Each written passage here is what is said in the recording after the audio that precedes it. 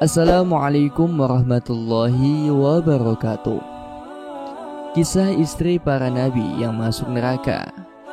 Kisah ini memang sangat aneh bila didengar. Bisa-bisanya istri para nabi dan rasul Allah ada yang masuk neraka, padahal suaminya adalah orang-orang yang saleh, yang tidak diragukan lagi ketakwaannya terhadap Allah Subhanahu wa ta'ala. Nasib istri Nabi yang masuk neraka itu tentu ada sebab dan alasannya. Rasulullah SAW menjelaskan, jikalau mayoritas penduduk neraka adalah para kaum wanita, ada banyak faktor dan alasan yang mengakibatkan para wanita masuk ke dalam neraka. Salah satunya adalah sebab durhaka. Di antara wanita penghuni neraka adalah istri Nabi Nuh alaihi salam. Dikisahkan, dahulu kala Nabi Nuh diutus oleh Allah untuk berdakwah pada kaumnya. Usaha dan perjuangan keras dilakukan oleh Nabi Nuh demi menyadarkan kaumnya agar mau beriman pada Allah dan meninggalkan kekafiran. Namun banyak sekali kaum Nabi Nuh yang memilih ingkar, dan hanya sedikit yang mau beriman. Tidak sedikit orang-orang kafir yang menentang, menghina, bahkan menzalimi Nabi Nuh alaihi salam. Kedurhakaan tidak hanya dilakukan oleh kaum Nabi Nuh saja, tapi juga dalam keluarga Nabi Nuh sendiri. Istri dan anaknya, yaitu Kan'an, lebih memilih mengikuti kaum kafir daripada ayahnya sendiri. Mereka lebih memilih menjadi penyembah berhala yang tuli daripada menyembah Allah sang pencipta alam semesta. Nabi Nuh alaihissalam sudah berupaya keras untuk mengajak istri dan anaknya agar beriman pada Allah Subhanahu wa ta'ala, namun mereka tidak mau. Kaum Nabi Nuh banyak sekali yang durhaka, keras hati dan keras kepala, termasuk istri dan anaknya Kan'an. Mereka sulit untuk diharapkan keimanannya. Hal inilah yang lantas membuat Allah murka. Allah Subhanahu wa ta'ala lantas memerintahkan Nabi Nuh untuk membuat bahtera atau kapal. Nabi Nuh membuat kapal di atas gunung pada musim kemarau.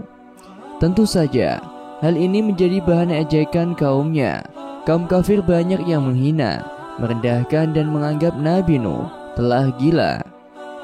Namun Nabi Nuh alaihi salam tetap tegar dalam menghadapi ujian berat itu. Proses produksi kapal itu memakan waktu hingga 100 tahun lamanya. Bukan waktu yang sebentar untuk membuat kapal raksasa. Kapal ini yang akan digunakan untuk menyelamatkan orang-orang yang beriman dari azab Allah.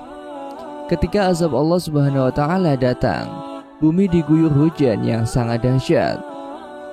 Nabi Nuh lantas memerintahkan orang-orang beriman untuk memasuki perahu. Hewan-hewan juga ikut diangkat secara berpasang-pasangan.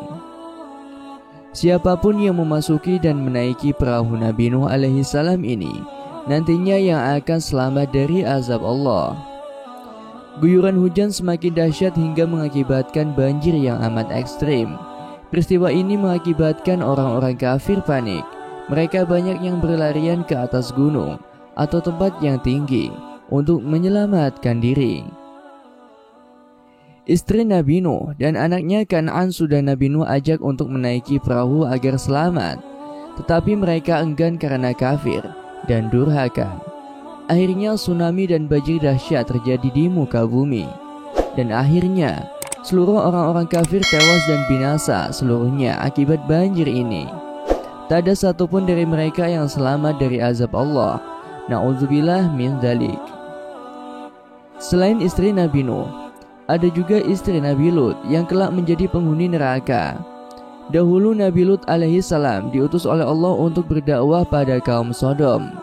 Perbuatan penduduk negeri Sodom itu sangat menyimpang. Mereka melegalkan homoseksual. Mereka menyukai sesama jenis, baik laki-laki dengan laki-laki dan perempuan dengan perempuan.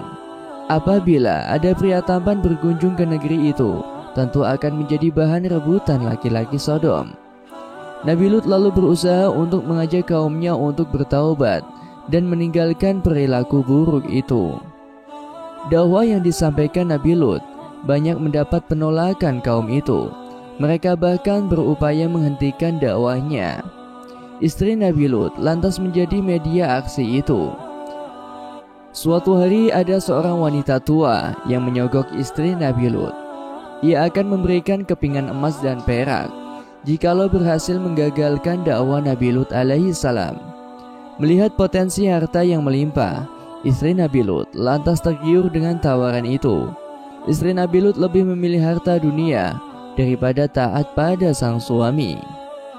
Alhasil, istri Nabi Lut memilih berpihak pada kaum Sodom.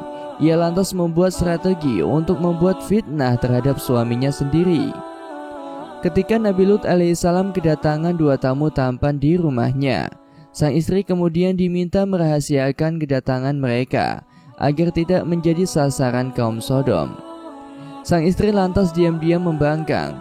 Ia menebar fitnah pada orang-orang dengan menyebut bahwa Nabi Lut tengah menyimpan 2 lelaki tampan di rumahnya. Padahal 2 lelaki tampan itu adalah malaikat yang menyamar sebagai pria tampan. Berita fitnah ini lalu membuat orang-orang Sodom berbondong-bondong mendatangi rumah Nabi Lut alaihissalam untuk merebut 2 pria tampan itu. Perbuatan buruk kaum Sodom lantas memicu turunnya azab Allah. Nabi Lut dan keluarganya lantas diperintahkan untuk meninggalkan negeri Sodom dan jangan menoleh ke belakang saat pergi. Allah lalu menurunkan azab pada penduduk Sodom. Akhirnya kaum Sodom binasa seluruhnya, termasuk istri Nabi Lut alaihi salam. Ia binasa sebab tidak patuh dan menengok ke arah belakang saat pergi. Nauzubillah min dzalik. Selain kisah 2 istri Nabi di atas, ada pula kisah wanita durhaka lain yang disebutkan dalam kitab suci Al-Quran. Ia adalah Ummu Jamil, istri Abu Lahab. Ummu Jamil adalah seorang wanita yang dikenal sebagai penebar fitnah. Ia dan sang suami sangat benci dengan ajaran yang dibawa oleh Nabi Muhammad SAW. Meski masih keluarga, tetapi Abu Lahab dan istrinya sangat membenci dengan ajaran Islam. Mereka berdua tidak sedikit menentang, menghina bahkan menzalimi Nabi Muhammad SAW. Banyak sekali perilaku Ummu Jamil yang buruk. Ummu Jamil pernah juga menebarkan duri-duri di jalan yang biasa dilalui oleh Nabi Muhammad dan para sahabatnya. Inilah salah satu upaya untuk menyakiti Nabi Muhammad SAW. Perilaku buruk Ummu Jamil ini sangat durhaka. Kisahnya bahkan sampai diabadikan dalam Al-Quran surah Al-Lahab.